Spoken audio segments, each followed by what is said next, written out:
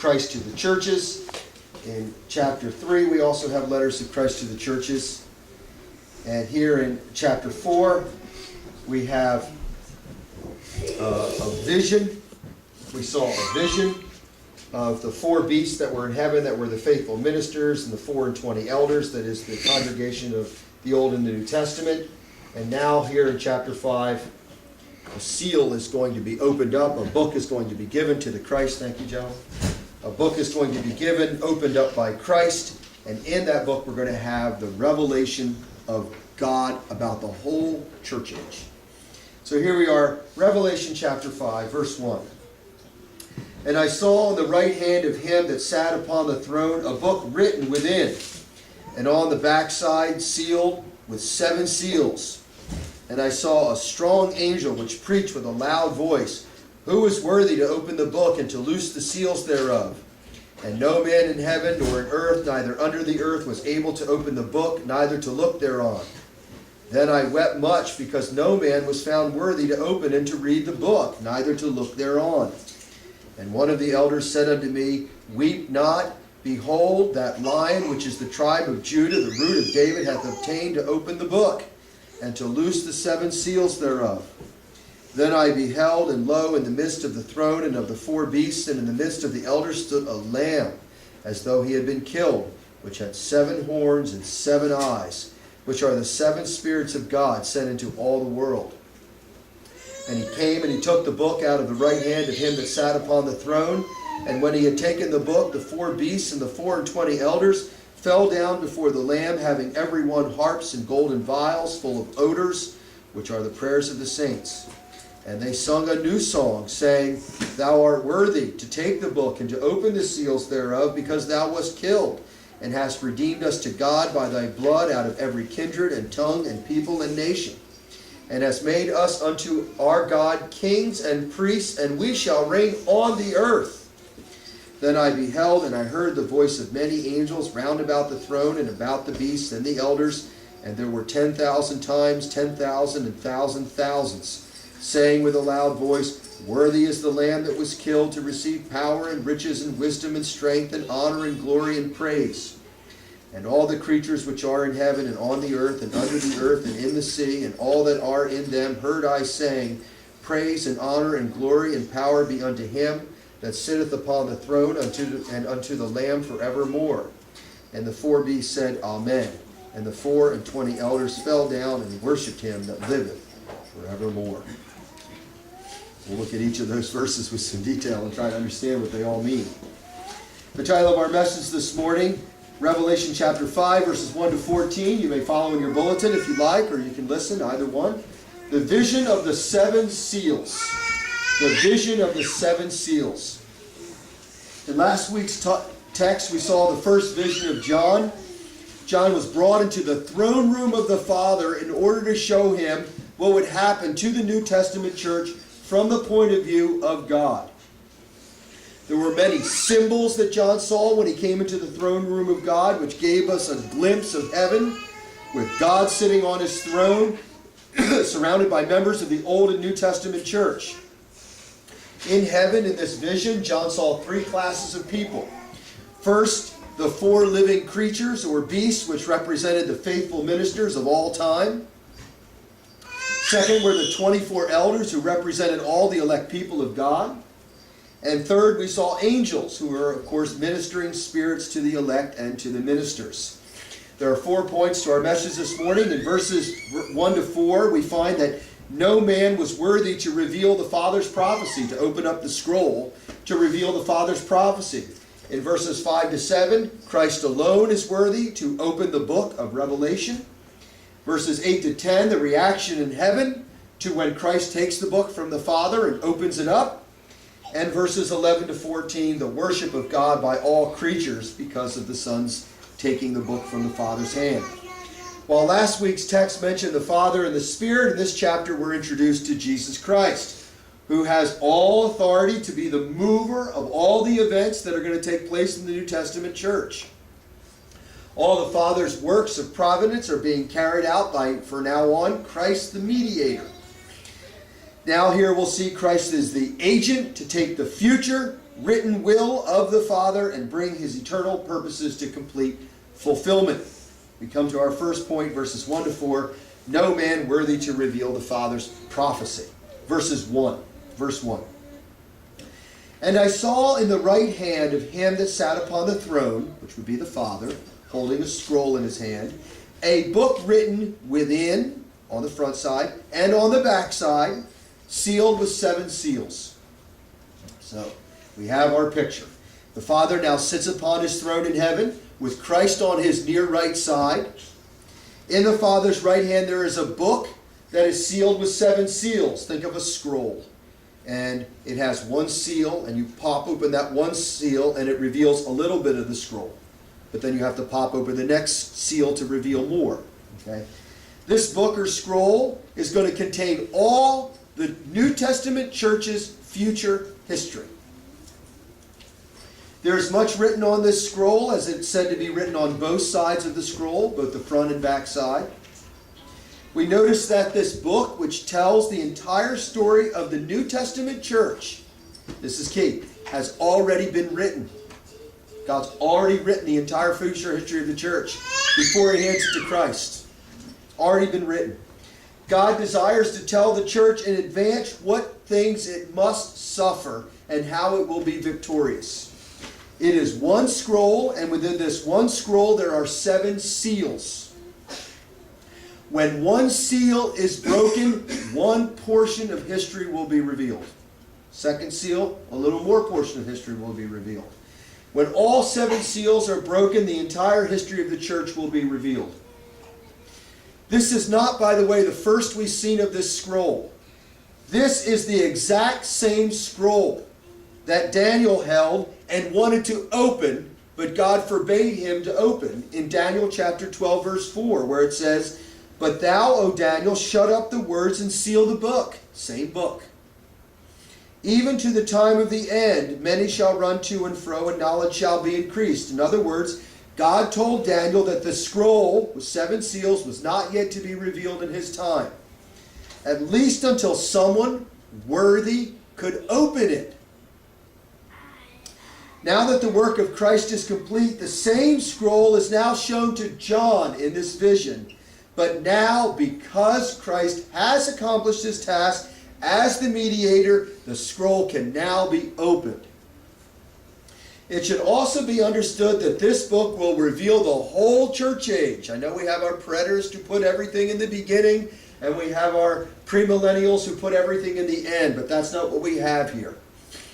This becomes evident that this is going to be a chronological timeline of church history from the days of 90 with John, telling us what's going to happen every single century until Christ returns. This becomes evident when we see that it will begin with the days of John in 90 AD, and of course this prophecy ends with the return of Christ. So we can see that it's going to concern the beginning, the middle, and the end of church history. This book will show all that must happen in between. That's why we call it historical postmillennialism, because it's the historical church. Verse 2 and 3. "And I saw a strong angel which preached with a loud voice, who is worthy to open the book and to loose the seals thereof," asks the angel. "And no man in heaven, nor in earth, neither under the earth, was able to open the book, neither look thereon." That's why Daniel couldn't open it. One angel, we're told, speaks up and loudly proclaims that the scroll in the right hand of God can be opened if anyone is found worthy to open the scroll. The word worthy means someone who was earned by merit to open the scroll. Of course, due to the fall and curse of sin, no man is worthy. Christ, of course, is alone worthy because he became man and lived without sin. Since Christ became man and remained perfectly righteous, he alone is able, or he alone possesses, the righteousness necessary to reveal the future events of the church. The dilemma, of course, of all created beings is that they do not possess the righteousness to make what God knows available to creation. No created man is worthy to be the mouthpiece of God because man lacks the righteousness necessary. Only Christ has earned the right to reveal the will of the invisible Father by opening this book. Verse 4, John says, "Then I wept much because no man was found worthy to open and to read the book, neither to look upon." John desperately wants to open the book. He wants to know the mind of God concerning the future of the church.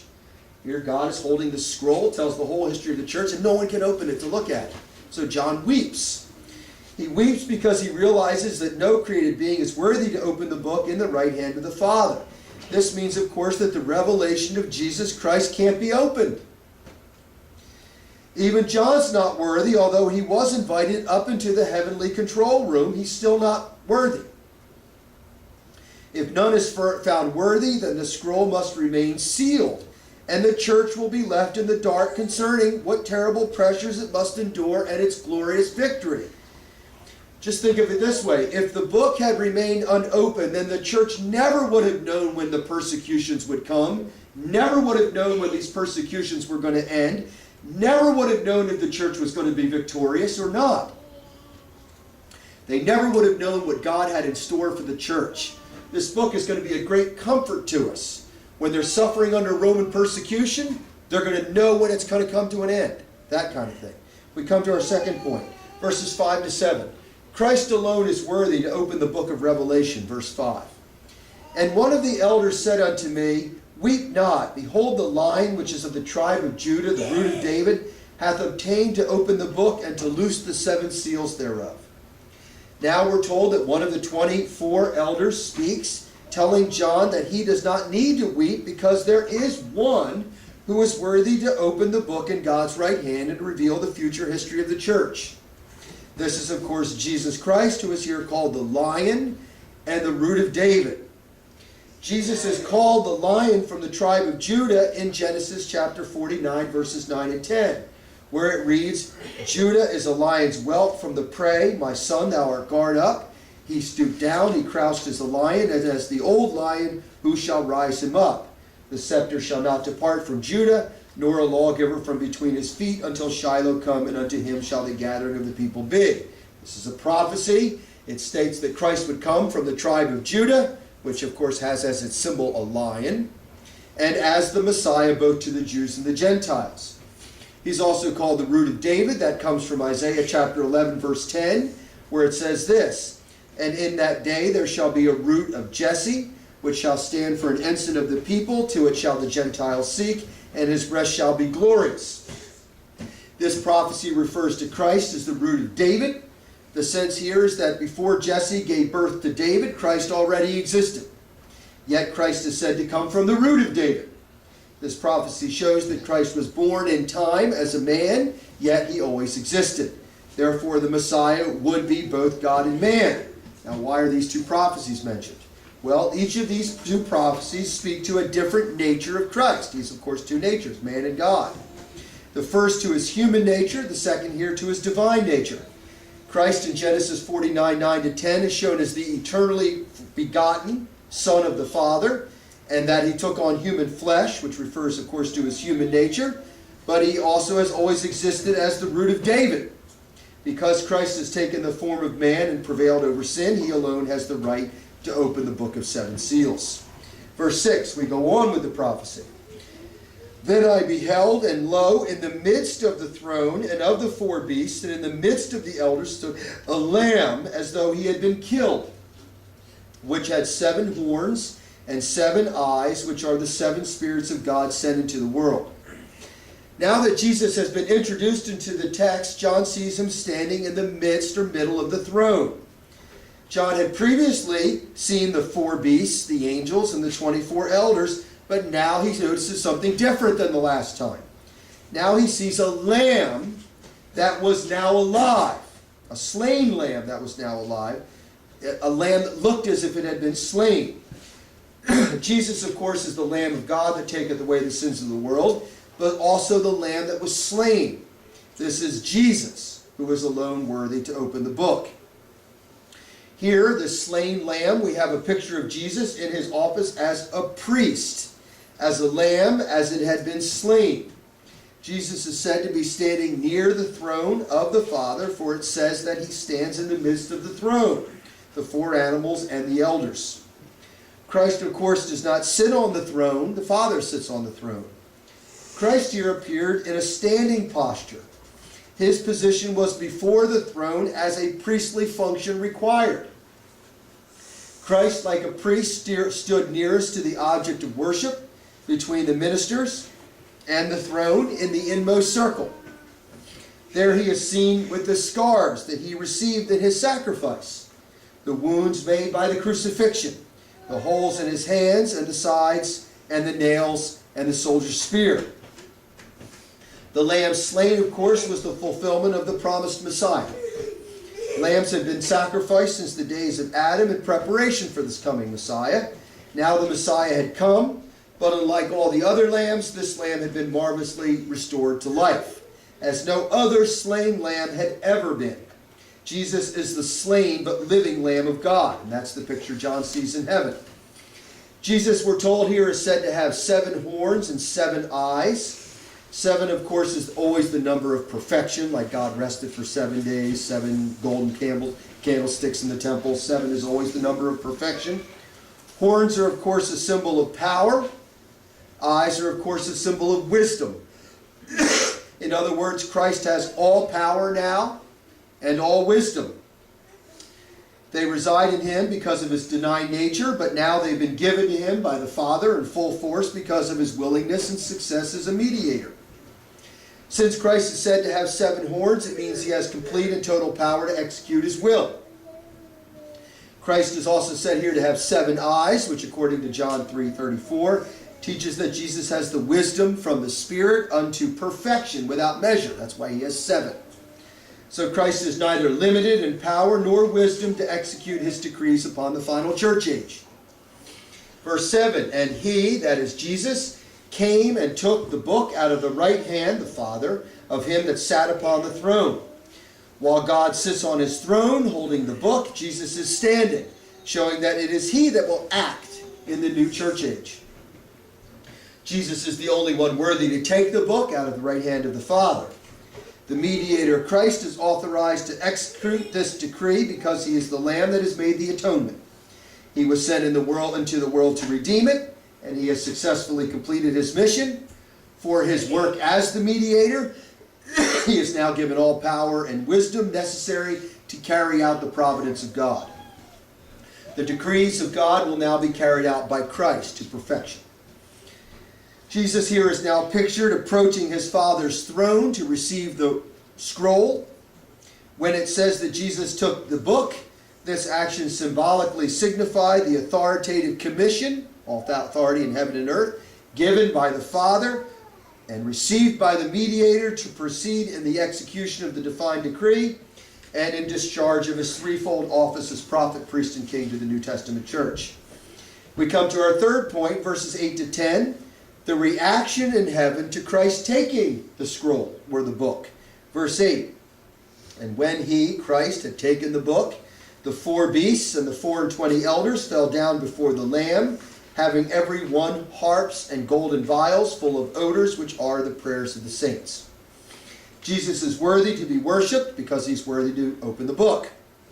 The moment that Jesus takes the book, the Father has officially handed the reins of the kingdom over to the Son to exercise all power and wisdom to execute God's eternal decrees.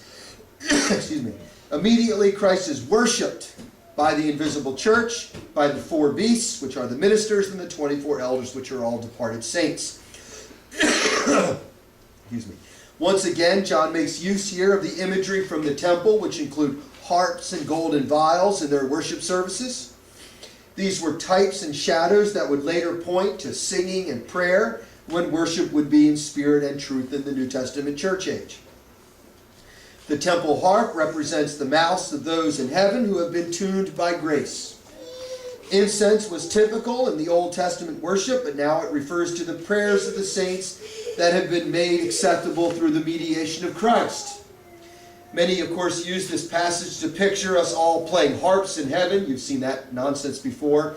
But it simply means our voice of praise is the harp that will be perfected. The golden vials full of odors, which were of course incense in the Old Testament church and existed in the temple, now stand for the perfected prayers of the saints in heaven. So John is doing nothing more here than borrowing temple imagery to show the saints singing and praying with Old Testament types in perfection in heaven.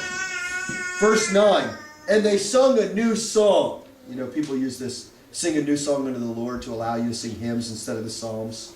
I just want you to always point out that this new song here is sung in heaven, not on earth.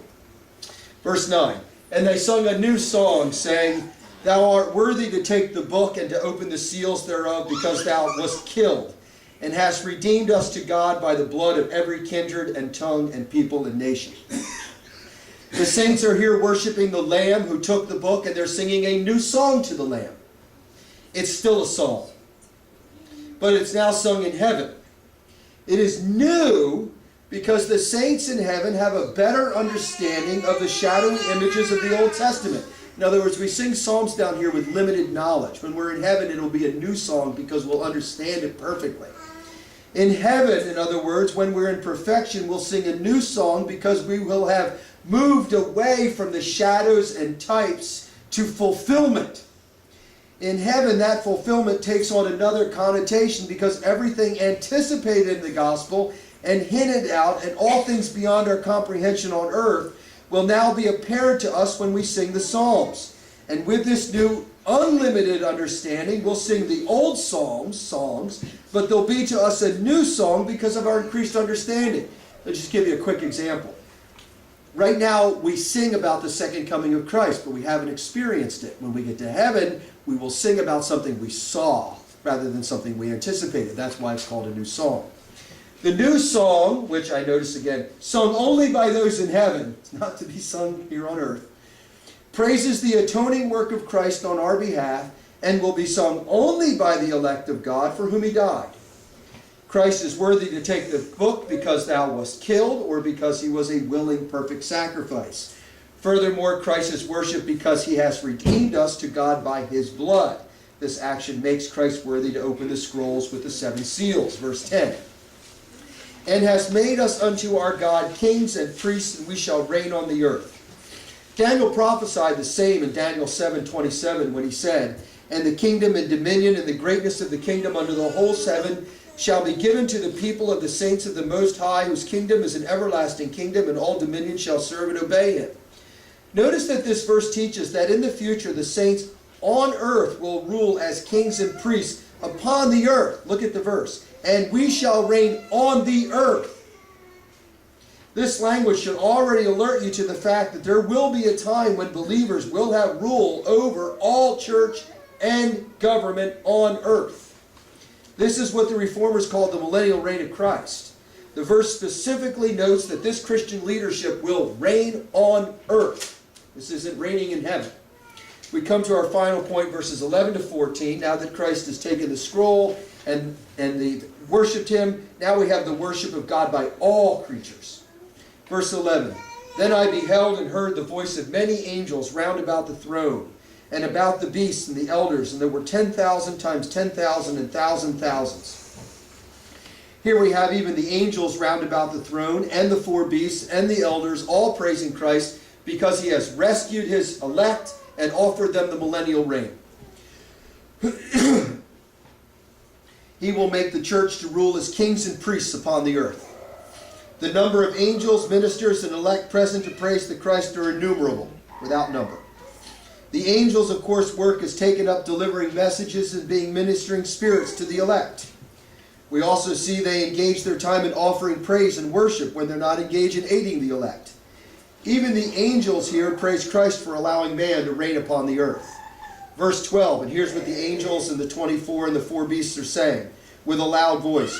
Worthy is the Lamb that was killed to receive power and riches and wisdom and strength and honor and glory and praise. The angels are seen here praising the mediator because of his work of redemption. Christ alone is worthy because he redeemed us and because he's going to make his people to reign on earth as kings and priests. That's why we're praising him. The substance of the praise of Christ is the same whether you're a man or an angel. Angels praise God for what he has done for man. Man is praising God for what God is doing for man, for themselves. final verses, 13 and 14. And all the creatures which are in heaven and on earth and under the earth and in the sea and all that are in them, heard I saying, Praise and honor and glory and power be unto him that sitteth upon the throne and unto the Lamb forevermore. And the four beasts said, Amen. And the 24 elders fell down and worshipped him that liveth forevermore. The four beasts, of course, represent the ministry. The 24 elders represent the Old and New Testament church. And they all worship the Godhead forever. Although the Father sits upon the throne, we notice that worship is also for the Lamb and the Spirit. They're all worthy of praise because each of them played their role in our redemption. So here's what we have. The whole church now watches the sealed book, 7 seals, being delivered by the Father into the possession of the mediator. Now all those who are in heaven eagerly await for Christ to open the book with 7 seals and to show the whole host of heaven God's eternal plan for the church. In next week's text, Christ will take the scroll, he'll unlock the first 6 of 7 seals, and show the church exactly what it's going to suffer under the days of the Roman Empire. Let us pray. Our dear Heavenly Father, we take great comfort in the knowledge that Thou hast revealed beforehand those things that must surely take place, that You have written all things in the book that must come to pass. All things must come to pass exactly as Thou hast ordained. We take great comfort in knowing that there will be a time of a victorious church, although we do not live in that time now. And that when the nations will no longer be deceived, but all nations will confess the one true God. And we do pray that we might take great hope and encouragement in this, for it is written. We do pray these things in Thy Son's name. Amen. We conclude our worship with the singing of Psalm 57, verses 1 to 4, to the tune of French. It's interesting. Psalm 56 talks about when David ran to hide amongst the Philistines. Well, after he left the Philistines, the next place he went is to this cave called Adamah. And the very next psalm, he writes from this cave of Adamah. So he wrote psalm when he was under the king of Philistines, and now he writes a psalm when he's in the cave of Adamah. And once again, he's asking God's protection. He's hiding in this dark cave, asking that God would not hide him by the cave, but under the shadow of his wings. And he says that he has trust in God's promises. God had promised to make him king, and God has always helped him. David has had many narrow escapes by now, and he trusts that God will deliver him from the fierce lions and their fierce mouths that are persecuting him. Psalm 57, verses 1 to 4, to the tune of French. Be merciful to me, O God, Thy mercy unto me. Do Thou extend, because my soul doth put her trust in Thee. Yea, in the shadow of Thy wings my refuge I will place, until these sad calamities do wholly overpass. My cry I will cause to ascend unto the Lord Most High, to God who doth all things for me, perform most perfectly. From heaven He shall send down, and me from His reproach defend, that would devour me on His truth, and mercy for shall send. My soul among fierce lions is, high firebrands live among. Men's sons whose teeth are spears and darts, a sharp sword is their tongue. Let us hear the benediction. The Lord bless thee and keep thee. The Lord make His face shine upon thee, be gracious unto thee. The Lord lift up His countenance upon thee and give thee peace. Amen.